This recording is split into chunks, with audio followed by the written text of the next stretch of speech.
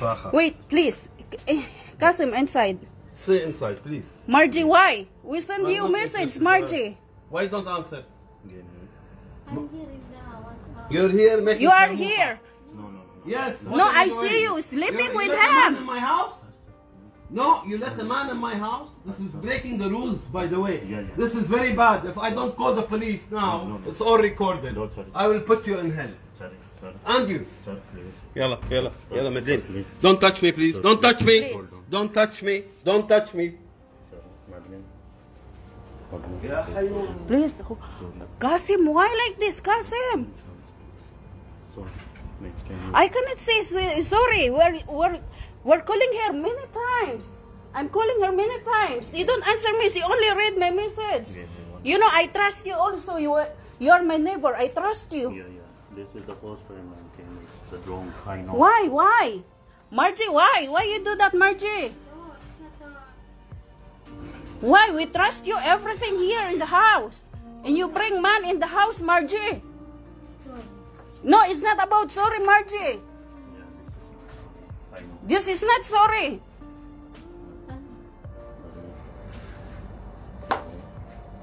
You work in the house.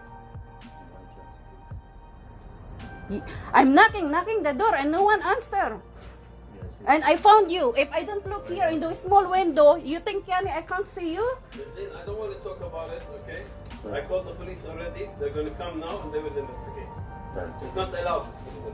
You're coming into a Kuwaiti house. Yes, sir. You don't get permission from me? Open the light there, Ahmad. Open the light.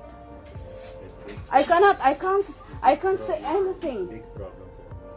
Big problem. Yeah, I know. They make big problem with you. It's a big problem. You come inside our house. Sorry, give me one chance. Please, one. I can't give chance now. My husband is calling a police now. Please talk to him, please. Please. And why you come here in the house? Why, Margie? I will go now, please. You have children. Yeah, I know. Yeah, you know, but what you're doing right now, you think it's right? Madeline, please. Can you tell to him? Kasim, I can't speak with my husband. You already do anything wrong. Why you come inside in our house here? Tell to him, Madeline. Kasim, I cannot say anything. You know what? We respect you here around. You are our neighbor, you know?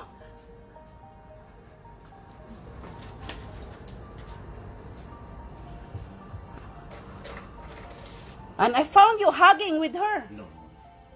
No. What no? I'm looking. Please, sir. Please, شارع sir. 2 من 22. Please, sir. شارع 2 من 22. Margie, you're very naughty, Margie. It's not enough. You're calling phone. You have your husband calling me all the time. Now you bring men in the house? قاعد استنى. Andito guys, kayo na humusga guys. Kayo na humusga. Nagdala siya ng lalaki dito sa bahay. Siya ang nagdala ng lalaki dito sa bahay. Tumatawag ako sa kanya kasi meron ako yung utos. Nagulat ako bakit hindi kami makapasok dyan. Kinakatok ko yung pinto namin. Hindi niya binubuksan. Dito ako nakasilip, dito sa may bintana na to. Sinilip ko si Margie dito. Gusto ko na nga dapat sirain tong pinto. Bakit hindi niya sa ako sinasagot? Nagdala siya dito ng lalaki sa bahay. Margie, come tell to Pep. Sorry. Mr. Efren, Tell to him. tingnan mo. Tingnan mo ginawa dito ng asawa mo. I don't want to see you like this. Go dress up. Go. Go dress up.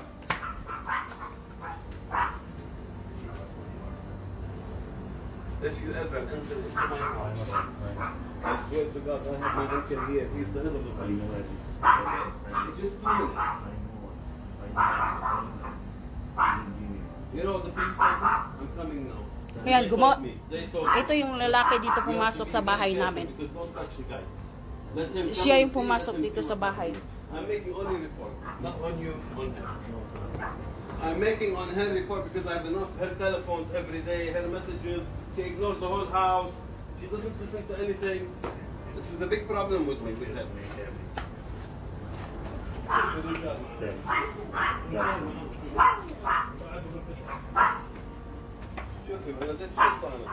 I found her sleeping in the On the bed. وسخنا ماما وسخنا هو جيران هون. Nothing wrong? All this and nothing wrong? I don't know. You must ask permission when you come in. Nobody can enter the house like this. I think a this is family not house. only once you I come have a here in the little house. daughter. Now only. Now only. No. No only. Sorry, Mark. Sorry. Mark. Next time. No, wait for the Well, guy listen, that he can make. Listen. I know where you work. I know who you are. I know your boss. Okay, I don't want to say anything. Just let the police make a report on it. That's all I Yeah, want. make the report. The I have police now. nothing to do with it. They will come now. They will not make any problem for you because I will come. But for her, they will make a huge problem. For her, I will Oo. teach her how to be naughty like this. Live ko na. Makita niya to. I can't say anything. I can't decide anything. Because why you enter in our house? Why you do that? Why you do that? Why you enter our house? You know what? I use you as an eye for our maid here in the house. But what you did, you come here inside our house. It's not nice. And you, Margie, many times. Your sir many times shouting at you. I know. You say only you know. It's not about sorry. Why you work here? Yes, I make live, so everything will know everything.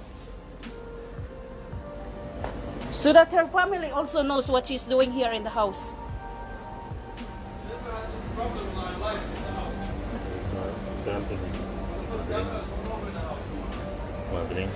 I cannot say anything. I can't say anything, cousin. I found you and her hugging together on that bed. They're coming, Imad? Yan. Nagmamakaawa yung kapitbahay namin dito. Siguro naman, Leto, kilala mo to. Talk to me anymore. I have said what you want. When I'm telling you, you're not going to have any problem. That's the problem. You're a good man. I know you. You're a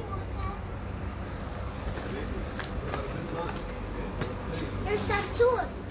Guys, nagdala si Margie dito ng lalaki sa bahay. Kitang-kita ko talaga. Kitang-kita ko sila na nagyayakapan doon sa kwarto. Yung katulong namin. Nagdala ng lalaki dito sa bahay. At saka yung lalaki na yun, kapitbahay pa namin. Paano ko nakita? Doon sa bintana ng kwarto niya. Kasi yung kwarto ng katulong namin dito sa labas. Diyan. Yung kwarto niya diyan sa labas. Pumasok ako kasi galing ako ng lolo. Namili kami ng gagamitin ko para bukas. Tapos nag-message ako, tinawagan ko siya rin. Hindi sumagot kasi magpapaluto sana ako ng corn nga. Kasi yun na ang kinakain ng asawa ko. Ngayon, binasa niya lang yung message. Pumasok ako. Binuksan ko yung pinto namin. Nakapatay yung ilaw dito sa kwarto niya. Tapos ito, nakabukas yung ilaw dyan. Sinilip ko siya dito ngayon kasi katok ako ng katok dito sa pinto niya. Hindi niya talaga binubuksan. Gusto ko na ngang sirain dapat eh. So, umakyat ako dito. Sumilip ako dyan sa loob. Dyan, yung bed na yan, kitang-kita ko silang dalawa dyan nakahiga ng lalaki.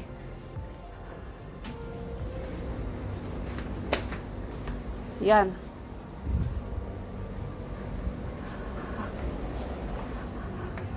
Alam yun na ngayon. Ngayon, tumawag kami ng pulis. Tawag kami ng pulis. Yung lalaki nagmamakaawa talaga sa asawa ko kasi dito lang yan. Kakilala ko lang yan dito sa yung bahay niya, dyan lang din sa harapan. Diyan lang din sa harapan. Patayin ko muna ha. Patayin ko muna. Sana kung ano ko na lang picturean ko nga dapat sila nga nakaano doon sa nakahiga sa may nakahiga sa room. Bye muna ha.